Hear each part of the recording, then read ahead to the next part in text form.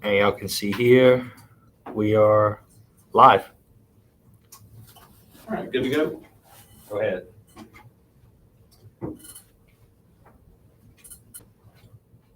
Well, I can't start until you're in here, Kyle. It totally throws me off when you're not Does here. he not stay in? Oh, he stays. I can't go without him.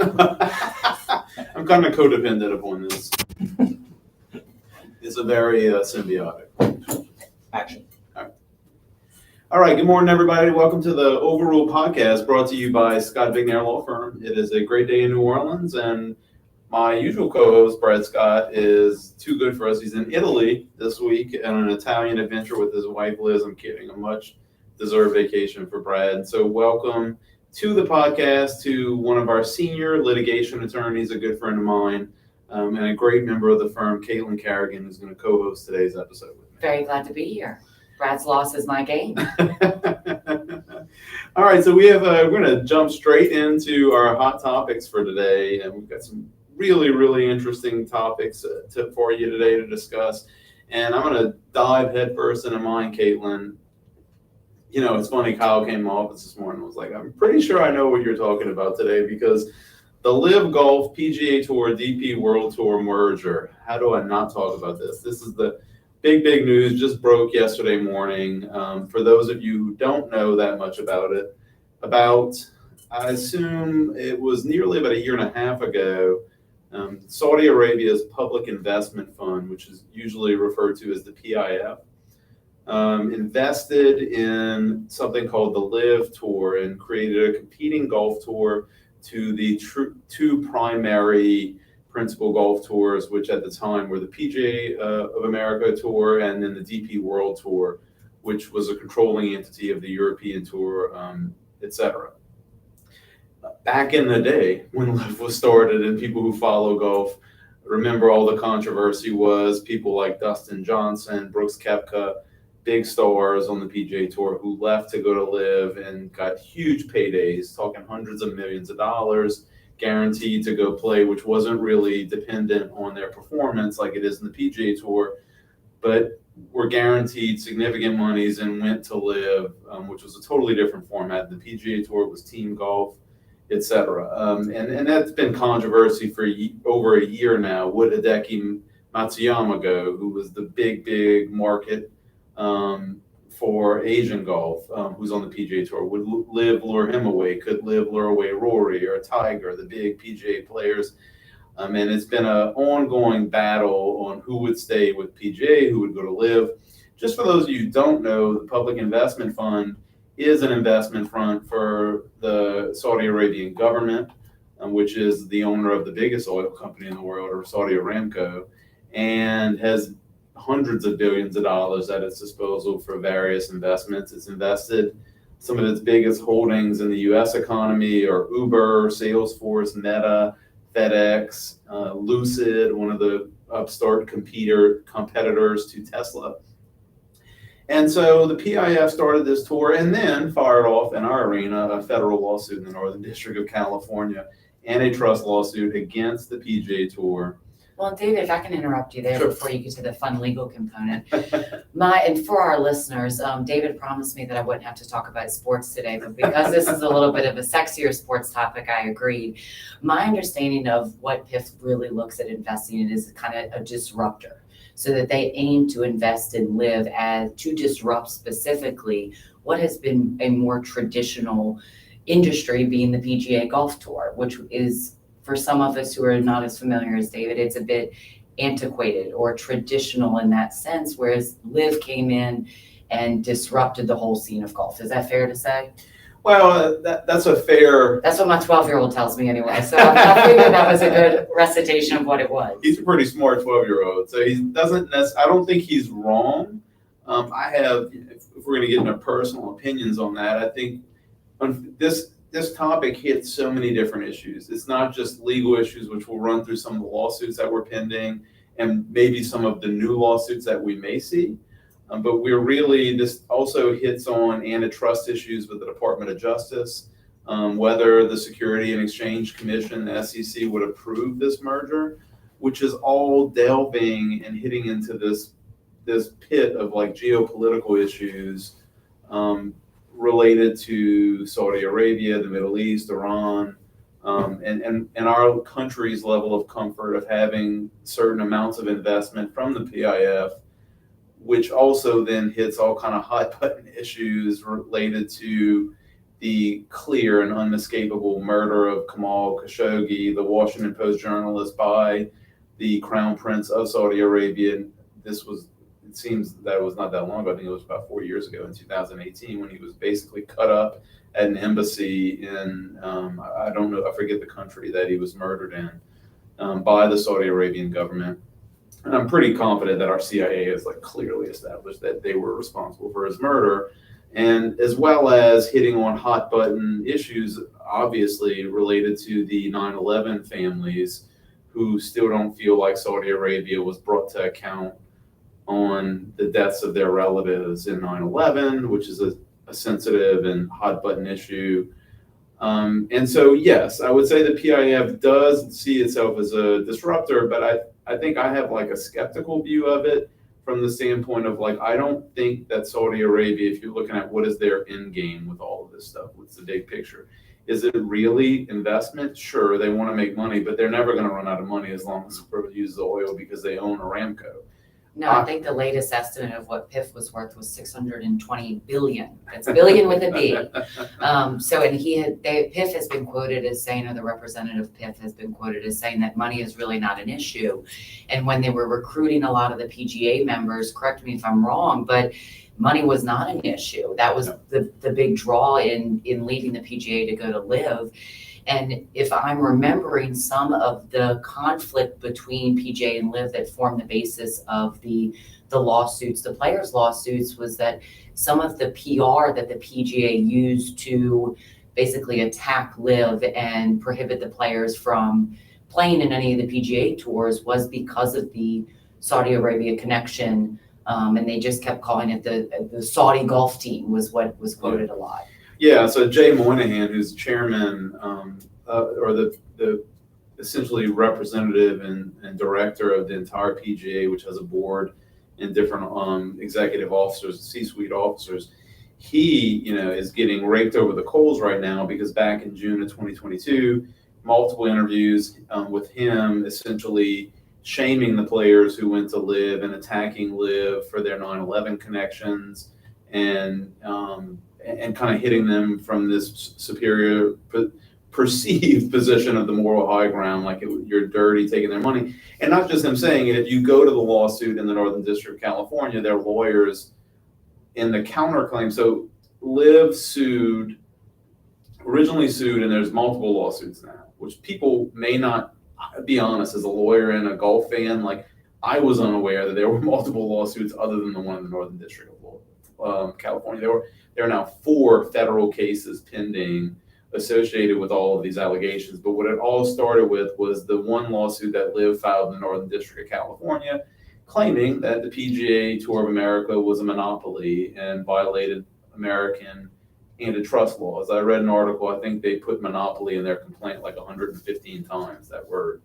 And then PGA Tour counterclaimed against the PIF, Al Ramayan and LIV, and made various claims against them in that underlying proceeding in the Northern District of California. Since then, there's been a discovery dispute that spun out into the Northern District of Virginia against McKenna Advisors, who's an American consulting firm to LIV, and then a separate lawsuit which LIV filed, which I wasn't aware of, in the Southern District of Florida against the DP World Tour, and was making various claims in that. There's a whole litany of discovery motions that have been being fought in the Northern District of Florida, where LIV has refused to comply with the judge's discovery orders and claim sovereign immunity and international law as the fact that they don't have to comply with discovery when they filed the lawsuit. That's convenient. We should use that in some of ours. I know, I was like, the PGA's lawyers must have been salivating. Oh, so you get to file a lawsuit, but then when we issue certain issues of discovery, you raise sovereign immunity and international law as a basis. That's a good one. I'll use that one tomorrow. But it's my understanding that in this merger, that a lot of those lawsuits between the two forces, if you will, are being resolved or mooted by the merger. That doesn't apply to the Department of Justice investigation, obviously. But my understanding is that is was part of the attractiveness of the deal between the two forces. I think so. Certainly the current lawsuits, and that's something to talk about, right? What would come next, what's going to come next from a litigation standpoint. From a litigation standpoint, obviously, if the parties in all of this litigation are LIV, the PIF, the PGA Tour, the DP World Tour, Al Ramayan, all of those parties are in favor, it appears, from the initial public reporting of this merger. So those lawsuits will certainly go away, right? Be mooted if the merger goes through. However, just to hit on a legal issue before we move on to what lawsuits are potentially to come and what regulatory action could come from the federal government, is LIV is really going to be in an interesting spot now, because they, in federal pleadings, have assiduously now taken the position that the PGA Tour of America on its own was a monopoly and violated antitrust law. I think they call them a golf monolith. Yeah. So that's something that sticks with you. Well, this proposed merger will now take who they claimed was a monolith, and LIV, who was a competitor, admittedly, and DP World Tour, who's a separate entity, and merge them all together. So I'm no antitrust lawyer, but I do like to think I have a little bit of legal common sense, and I would suspect that the proper party with legal standing is in a unique position to potentially seek an injunction or other type of legal action to stop the merger based on antitrust law issues, or sue to break it up after it happens, claiming that now it is a super monopoly if all of this new entity would control the entire market of golf. And so I don't know where that would fly from, right? Well, and it's kind of for a non-golf aficionado, it's kind of strange to think about golf in this context specifically. You think more antitrust when the Department of Justice shot down the Spirit and JetBlue merger. That to me is more typical of where you think they would get involved. But here we have golf. It's being played on loop at my house on Saturday and Sundays, and you don't necessarily think that's something the Department of Justice is going to get involved in. But I agree with David wholeheartedly, is that from a legal standpoint, they almost don't have a choice. Yeah, I think also the thing that's going to be interesting to watch, because we were talking about this, about what Ryan thought about, which I'm not looking for. For y'all who don't know, Ryan is my oldest son, and much to his grandfather's chagrin, is not as interested in golf as he could be, but is getting there. And this certainly kind of appeals to a little bit of drama, which has been really not present in golf as long as I've known it to be around. Yeah, well, I think the aspect of it from the DOJ standpoint is this. I have a skeptical view personally of the PIF. I don't think it's about making money at all. I think it's about strategically placing Saudi Arabia investment in certain assets in unique markets, being Europe and the United States, so that Saudi Arabia over the next 50, 100, and 150 years is making their investments and their country such an integral part of our economy and the fabric of our economy, that when there are military or ethnic and religious conflicts in that region of the world, that will be so leveraged to them that we will have no choice but to make decisions that are based upon economic levers and pressures. When did that happen last? Did anybody remember what happened with China and COVID? And now we're decoupling, or trying to decouple and pull our manufacturing out of China. So that, I only comment on that from the geopolitical perspective, not to necessarily take a side, but to say that's what's going to be discussed at the Department of Justice, and whether or not they are going to file antitrust legal action to stop the merger, and whether the Securities and Exchange Commission will get involved at either the president or the CIA or the FBI's urging to stop Saudi Arabian investment for whatever geopolitical reason it may be in such a traditional pillar of Americans' economy and way of life as the PGA Tour. So that's why I think there's so many more dominoes to fall on the legal front from the government, right? The government could certainly stop it or potentially file actions to stop it. And I'm almost 100% confident those conversations are happening with assistant attorneys in the Department of Justice's Antitrust Division, right? We know that's happening and they're discussing it right now. But I also thought what was interesting is, you have the other side of this, like a Tiger Woods who turned down reportedly $750 million to go to live. You have Rory McIlroy who turned down reportedly, these are reports, $500 million to go to live and stay with the PGA Tour. What is their standing or their causes of action if this merger goes through and they're not comfortable that they were put in the appropriate financial position by the PGA's merger to sue the PGA Tour? And what would their causes of action be? I mean, part of the problem, right, is we don't have their membership agreements with the tour to know what rights they would have. No, but I'm even curious, aside from their legal rights, just personal rights. I mean, I know that the PGA kind of put Rory out there as the spokesman for some of their publicity and marketing against Liv when some of his colleagues were being recruited. And, to his credit, he was, I think, very respectful the entire time that this debate was going on and was very vocal on behalf of the PGA and loyal to the PGA. So now you have what is arguably one of the greatest employment moves by some of the other players, and that they abandoned ship, got multi-million figure signing bonuses for it, and now they're being put right back in the PGA where their colleagues who stood by the company stayed the whole time. So to me, it's almost a personal affront, and I'm kind of curious now that I'm involved in this, now that David got me involved in this unwillingly, to see what kind of statements come from some of those loyal PGA players in their stance, even if it isn't escalated to a legal statement yet. Again, I agree with David, as I think that is certainly something that they're probably going to explore to make sure that they're on the same footing compensation-wise. Yeah, I think the interesting thing is really going to be to see what Tiger and Rory say, for not to discredit some of the other prominent stars like Jordan Spieth or Justin Thomas.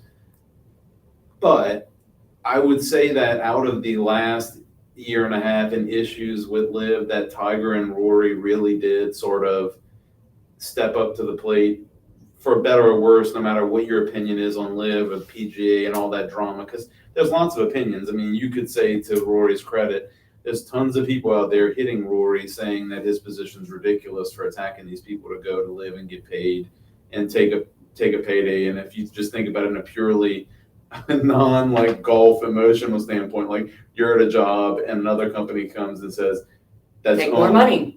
Yeah, here's $100 million guaranteed. Are you going to really have the moral fortitude to say, well, 5% of your holdings are by the PIF, and I have moral objections, So but I still take Ubers, so that's okay. Well, and obviously, like the Uber, all that's a little different, right? Because the Ubers and all the world are publicly traded companies. They can't really stop an accredited investor from buying their stock on the exchange unless that investor is blocked. But anyway, not to go to an rabbit hole. It's going to be interesting to see what Tiger and Rory say and what they do, and whether or not, I'm also assuming, as we talk about, like, there's lawyers at the Department of Justice talking about antitrust law and whether they're going to try to stop this. There's also antitrust private lawyers who are probably courting the kind of players who can afford $1 million, $2 or $3 million legal bill, like Jordan Spieth or Justin Thomas or Tiger or Rory, and saying, you have legal standing, you should file suit to stop it if you want. And that's another interesting legal avenue, is, as I thought about this topic and read all the articles I was reading to prepare for our discussion, what players may or may not have legal standing to file a lawsuit on antitrust grounds and stop it. Ultimately, right, like we just said, it's really tough to give a legal opinion on what their standing may be and what their rights may be without knowing what their players' contracts say with the PGA Tour. Well, and another reason I think we'd be curious to see what it says, and I did not realize this, but until, again, looking into this to talk about the podcast today, but PGA is player run. And so I didn't really understand what that meant in that context, but in looking into it more in depth, it means that they have a lot of say in the competitions that they participate in, the decisions of the PGA. And as far as I know, this deal was generated without the input of the players who supposedly run the PGA. It was. And I'm kind of interested to see some of the backlash. You know, some of the players were already using social media to comment, you know, a little bit passively aggressively about how they found out about the deal going through, which I thought was interesting as well. Just in that if they are supposed to be involved in these decisions, and now all of a sudden you have a merger which creates this one entity, if you will, with the exclusive investor being PIF. And I also read that PIF also has in the deal that PIF negotiated the first right of refusal for investments, for future investments.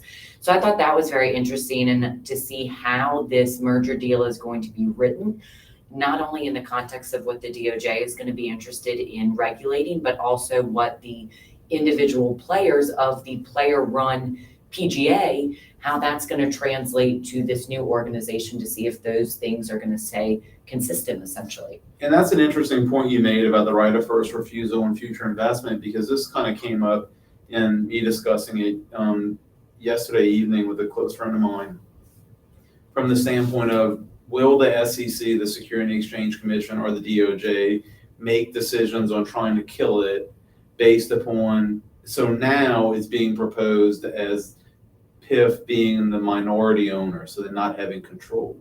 But it's almost like one of those things that you're going to let the fox in the hen house, because then how much leverage do they have to stop a Saudi Arabian entity from controlling the PGA Tour of America in future deals once they've gotten a significant chunk of ownership? And so I think those are the considerations that and the discussions that will be happening at the DOJ and the SEC related to the merger. But I also don't rule out that there will be private lawsuits filed by the players, and that could be very interesting. I did have to giggle when I looked at it. I mean, I love dry humor. You're talking about the players being like sarcastic on social media, and I think the funniest thing, at least that I saw, I was scanning it quickly to see what some player reaction was, is Max Homa, who's pretty, I guess, a popular, he's in the top 10 in the FedEx standings right now, and a popular social media guy. He said, and who has been an outspoken critic of Liv, said something along the lines of, and now that we're all friends, because they have not all been friends and they've been fighting for like 2 years, can we go back to workshopping these team names, because Liv has the team names. He's got like the screenshot of the Google search. What is a clique? Because it's like the Liv team names are like ridiculous. Some of them I don't even know what it means. So I thought that was pretty just funny and humorous. But the player reaction is going to be fascinating. But as a lawyer, right, I am like really interested to see both on the private lawsuits and the government potential lawsuits and regulatory actions. Like, how is this whole melting pot of personal opinions, geopolitical issues, antitrust law, Gulf, Saudi Arabia, is a lot to unfold before this whole merger goes through. And it's going to be, until one of my friends asked me about it yesterday, I said, just get your popcorn ready. It's going to be interesting. That it is. And as a mom, I'm going to be interested to see if my little one is going to play golf now. For those signing bonuses, he might not have a choice. If he does, your husband will be happy with me. I know that. All right. So I'm going to kick it over to you now, Caitlin. What topic do you have for us today? So, David, when I was looking into this, you may or may not be familiar with this as much as I was familiar with golf, but one of the most popular athletic brands, I'm sure a lot of our female listeners are familiar with it, is Lululemon. If you are not familiar, Lululemon is kind of, I don't want to say new on the scene anymore, but within the past 5 to 7 years, really kind of changed the way that women view athleisure. If you're even familiar with that term. I thought you were going to, when you said, if you weren't familiar with it, I thought you were going to say expensive. It is not economically priced, I will say that much. And when it hit the market, that was one of the areas that people were shocked that you would spend upwards of $90 to $100 on what is essentially workout gear. But it kind of changed the landscape of how men and women both approach athleisure and what's more acceptable. And throughout the course of COVID, I think people got away with it a lot more because it's looked at as more of an outfit. I know for one, it's really what I hang out in on the weekends, and haven't braved it to wear to work yet, but I just might. But one, Lululemon is actually coming under fire lately. because of a recent theft. Unfortunately, that's not something we here in New Orleans are immune to.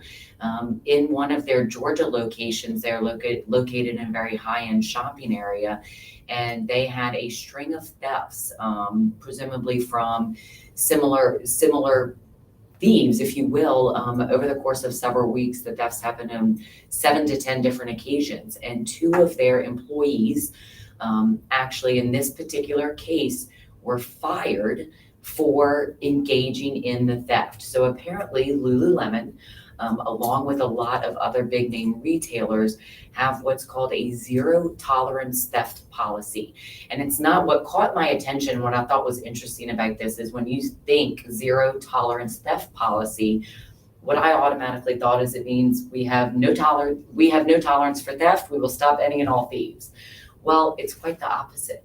Come to find out, the zero tolerance theft policy means that they do not prevent the theft in their retail outlets.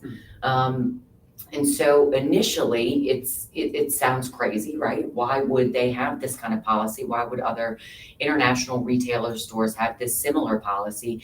But they are putting safety of their employees at the forefront of the theft.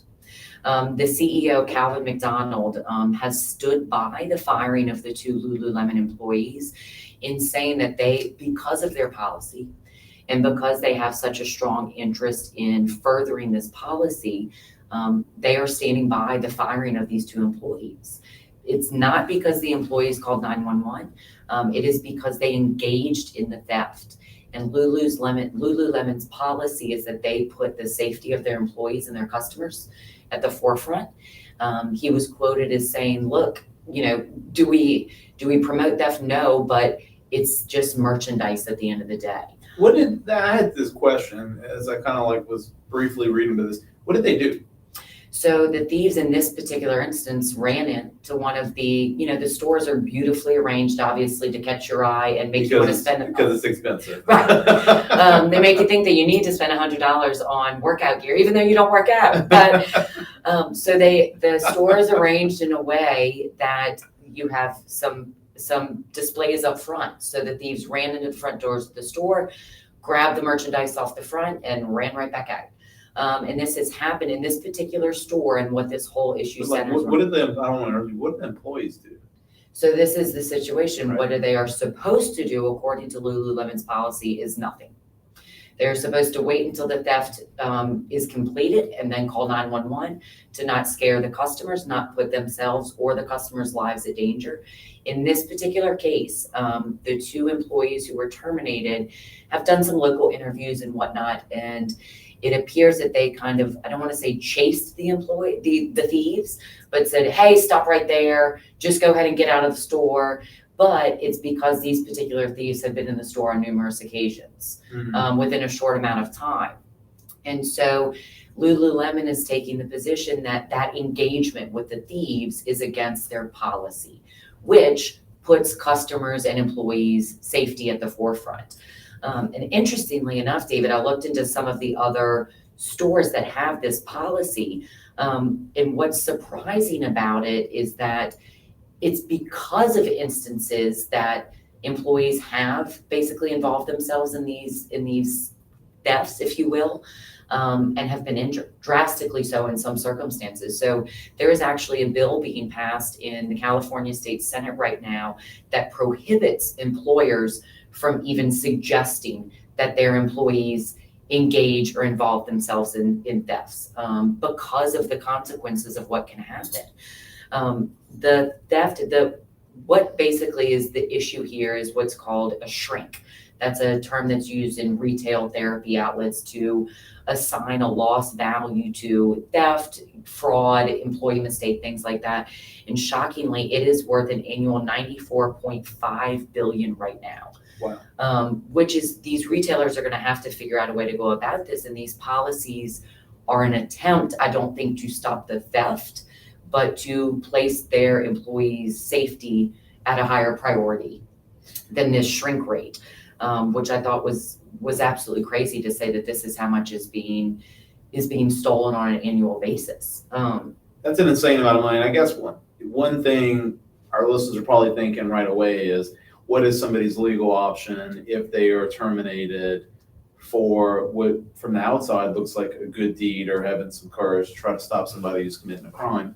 And I can just say from the Louisiana standpoint, most of the time, these retail workers who are in the store doing this type of work, they are considered at-will employees, meaning an employer can terminate an at-will employee for any reason whatsoever under Louisiana law, which is not a discriminatory purpose, meaning age, race, sexual orientation, whatever is protected by the ADA. So depending upon the laws there, and I think you said the stores in Georgia, it's likely, I'm assuming, that Lululemon has no legal liability for terminating them for this, especially if it's in contravention of their employment policies.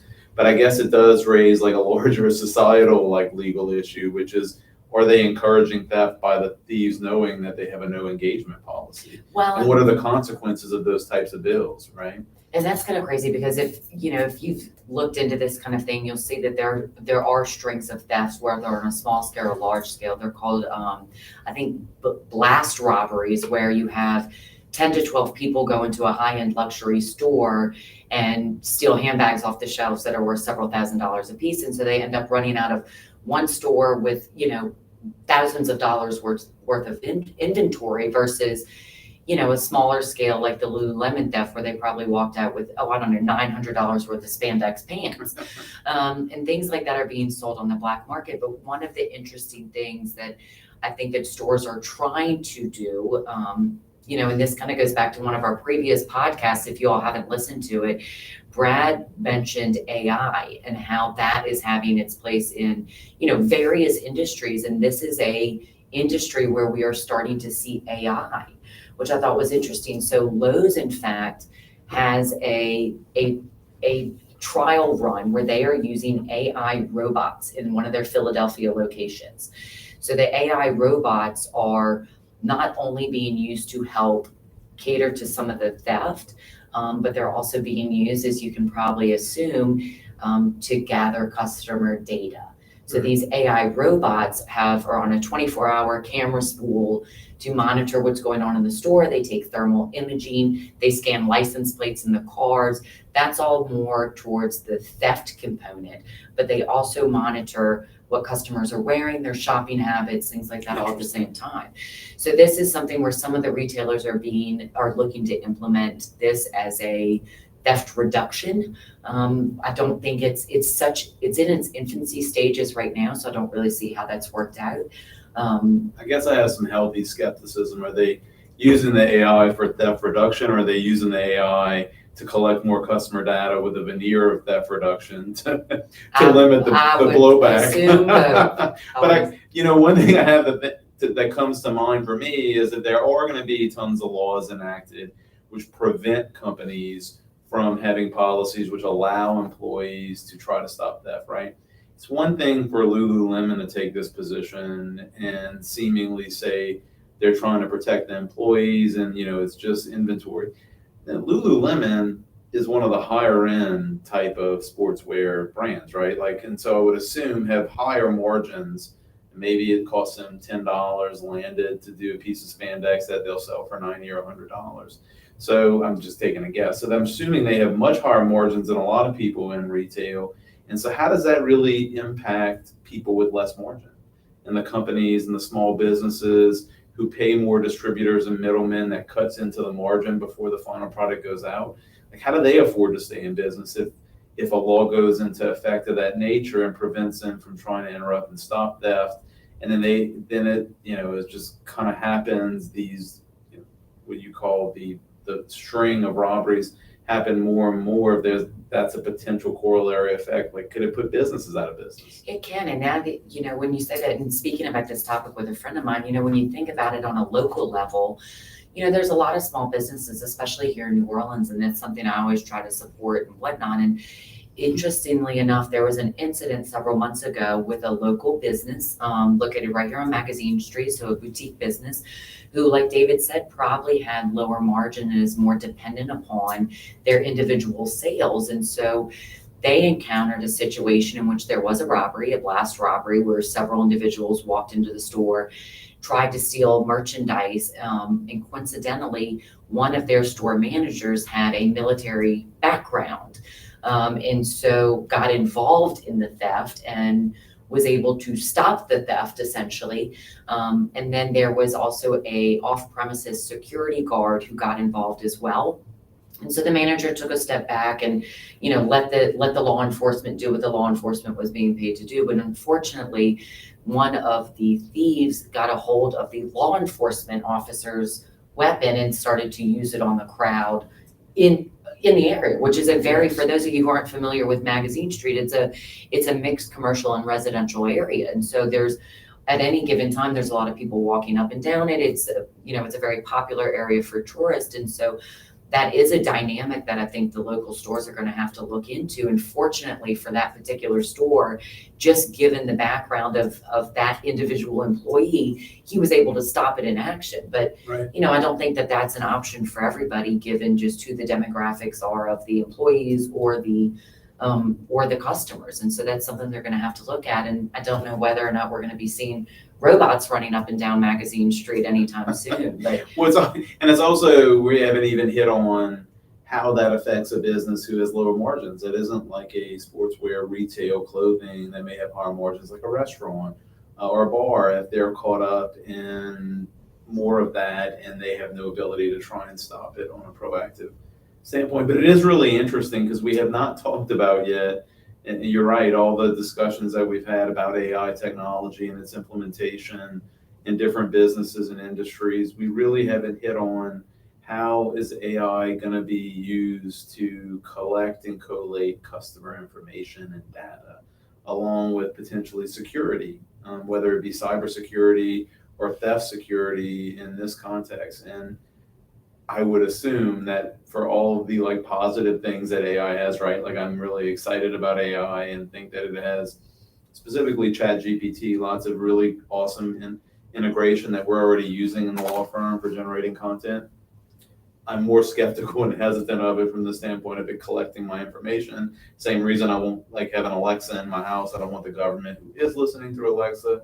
If any of you are dumb enough to think they're not, I'm one of those people who also thinks they're listening to us through our phones, but that could bring us down a big rabbit hole. I am one of those bucket of people who would be more nervous about AI, collecting more data from us, considering all the data privacy issues that you've seen between Facebook and Zoom and all these different companies who've had repeated data security and privacy issues. absolutely. And it's interesting that you say that, because given the context of using AI, which, David knows me personally, I'm terrified about it and working very hard to implement into my practice.